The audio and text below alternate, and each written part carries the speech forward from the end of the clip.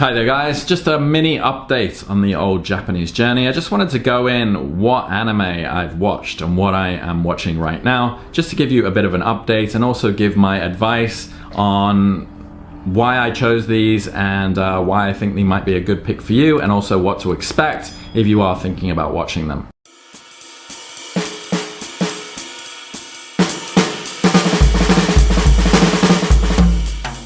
Alright, so with the anime that I chose, I didn't really choose them out of enjoyment, I chose them out of ease. I was a bit of a wimp. I was like, what's gonna be easy, what's not gonna be that stressful?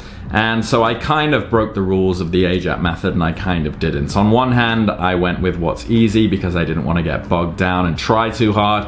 But on the other hand, I didn't watch things that I thought I would enjoy. So far I've watched 5 animes fully through. And I'll tell you what I'm watching currently, which is going to take me probably about a month or 2 to get through, I think, going at the pace that I'm going. So generally I'm trying to watch about 1 episode per day. And at the beginning, I remember it was extremely difficult. The speech is much faster than on podcasts. It's much faster than on Japanese content made for learners. This is real native stuff. So I remember in the beginning, it was difficult, but now I am kind of getting used to the pace, all the different caricature and over-the-top voices, and I'm starting to get to the point where I'm actually enjoying episodes. So the way I chose these is going to jpdb and going to the anime rankings and just going with the ones that were 2 or 3 or 4 out of 10. So as you can see in this list here, the ones that I've checked off are the ones that I've watched, and you can see I've given the ratings based on what they're given on that website. So 3 out of 10, 2 out of 10. And that was really my focus, to just kind of ease into it, I guess you could say. So the first one I watched, and I didn't watch the whole way through, I got to about episode 7, was one that many people recommend, which is Shirokuma Cafe. Now Shirokuma Cafe is about this lazy panda who lives with his mom, and then he tries to find a part-time job, and he finds a part-time job at this cafe that's owned by a Shirokuma or polar bear. And there are all these other animals that hang about there as well, and it's about, you know, little bits of drama, little stories that go on between them. Now, the advantage of this is it was quite simple. A lot of people recommend it, but for me, I don't know, I just found the story and the characters and the voices a little bit annoying, and that was the reason I stopped watching it. That's really the sole reason. If there are any other downsides to it, or some people might think of this as an upside, there is a little bit of obscure language, but I don't think you can escape that with any anime. So there's this kind of running joke where someone will say something and the polar bear will misinterpret or mishear it and say like, is it this? Is it this? And then they're kind of like puns. If you want to learn I don't think they're really puns though. I think they're just words that sound like other words. I'm not really sure, maybe I'm not advanced enough to pick up on the fact that it might be a pun. But sometimes you get obscure language. But I mean, you can skip that. I don't know how you study, whether you take every word that you don't understand like I do, you're OCD, or whether you just you're more cruisy and you just pick out words that you feel like you want to know. So Shirokuma Cafe, I watched that for about 6 or 7 episodes and it became annoying and I stopped watching it. The next one I watched was Tsuredure Children. Now this is another easy one. This is based on, really it's just based on high school and high school romances as far as I can remember. It can be a bit fast. There are some characters in this that are a little bit fast talking. Specifically, there's one real geeky kid and he refers to himself in this kind of arrogant, honorific way of saying I or watashi. He also uses a lot of complex language. I remember one of the episodes I was just saving sentences every couple of seconds and that kind of annoyed me. There's also another character, he's kind of like the playboy. I think he calls himself something like the dating master. And he talks in a very poetic way, and that can be a bit obscure, but mostly it's not bad for basic high school and everyday knowledge, and I would say that it was pretty easy. It was during probably watching this all the way through that I was like getting to grips with the speed and everything that people talk. The next one I watched was Takagi-san, and I would actually recommend this over Tsuredure Children. Takagi-san is about a little boy and a little girl, and they're in a school, and Takagi-san is always playing tricks on the boy, and the boy is getting really frustrated. Again, this is set in daily life in a school. You get a lot of school-based vocabulary. You also get to see some jokes. You get to see banter between different characters, and it's a lot more lighthearted and a lot more funny. I'm not gonna say it's funny like, oh, this is so hilarious, but if you're learning Japanese, you will pick up on this is probably the show where I did pick up on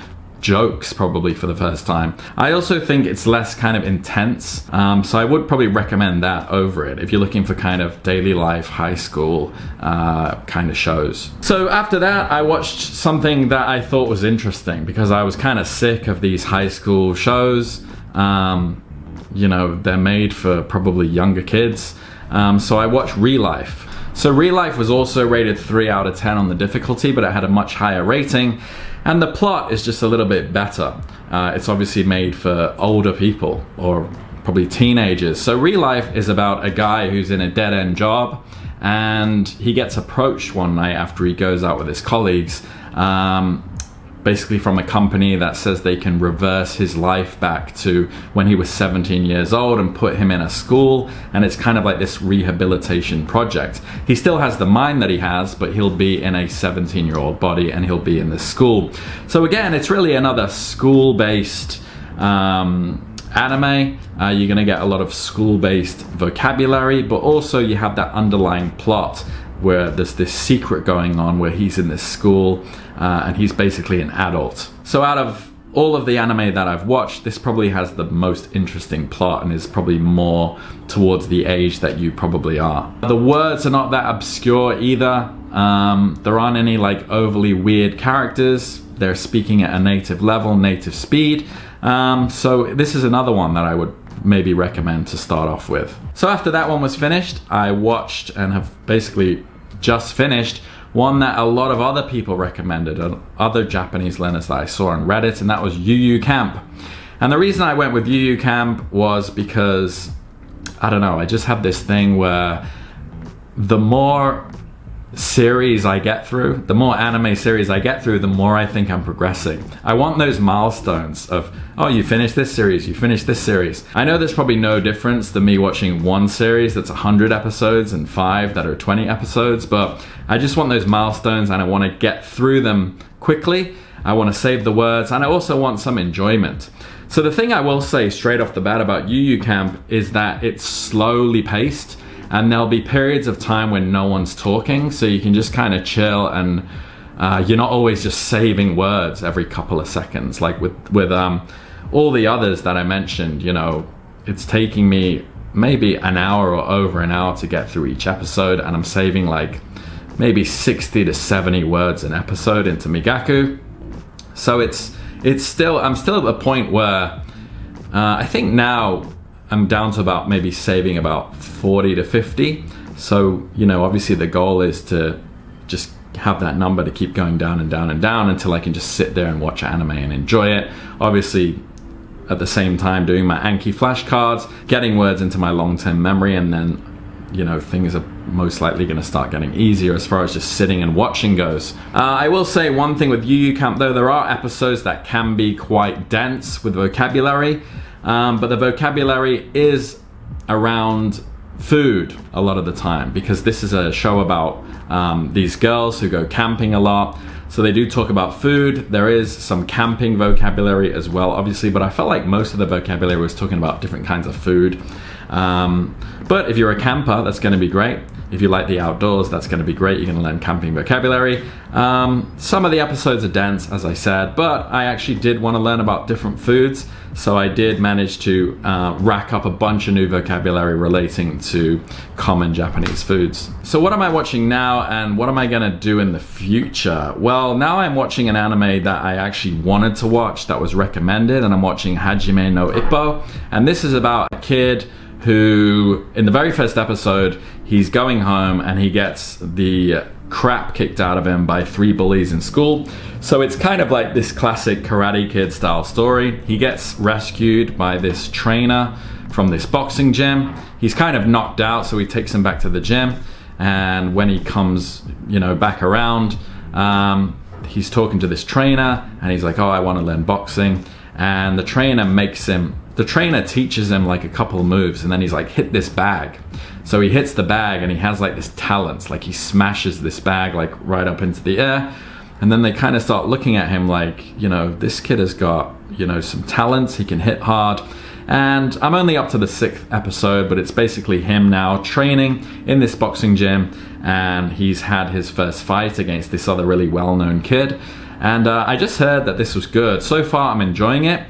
And this is the first show that I've actually really wanted to watch. And the first day, I got through the first 3 episodes, which goes to show, honestly, like, watch what you're interested in. I would pay attention to that jpdb, but also, you know, don't be too afraid to go to maybe a 4 out of 10 or a 5 out of 10 and just watch what you'll watch the most of. So for those first 5 that I mentioned, I was like not really wanting to watch them, right? They're kind of childish, but I wanted to get the vocab, I wanted to get used to anime, and I was a bit scared to watch like 6, 7, 8 out of 10 difficulty animes. But they were a good stepping stone. So from now on, I'm gonna watch what I wanna watch out of enjoyment. Because the first day I did watch 3 episodes of Hajime no Ippo, and the second day I watched 2 episodes, and then the next day the episode was kind of dense and I had to save like 50 sentences from the episode, and then I was like too tired. So today, I don't know. Out onto my 6th anime now. I am kind of seeing my level progress a bit more. Slightly less words saved for each episode. I am getting used to the pace and the speed, and I am confident that I can now, from this point on, watch anime and watch shows that I am gonna enjoy. I think my base vocabulary, as I've just passed over the 5,000 word mark, I think it's just about there where I can, and I am starting to actually get to the point where I can sit and enjoy it, and I'm not saving words every couple of seconds. And really, I'm just gonna keep going. I was reading an article about intermediate hell. I don't think I'm intermediate yet. I think I'm probably still upper beginner or lower intermediate.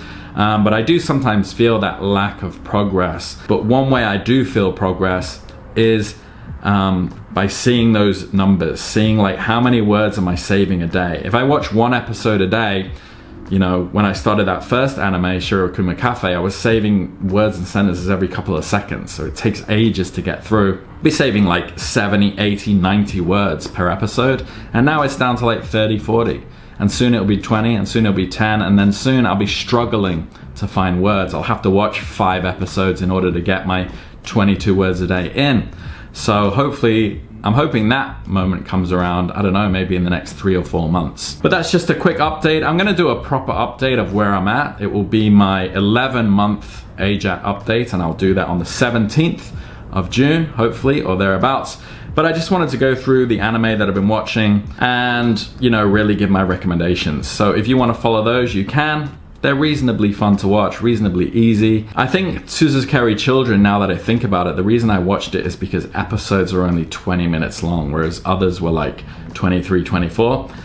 So I was really just going for easiness because I don't want to try at all. The only time I want to try is a little bit during reps, but during immersion, I'm just watching, saving, watching, saving, watching, saving. If you have any good anime recommendations that you feel like have helped you, that are not on this list, let me know, because I'm going to be looking for something in about 1 or 2 months after I finish Hajime no Ippo, which so far is my favorite by far. So yes, please give me some recommendations. Thanks for watching, and I'll see you on the next one. Take care.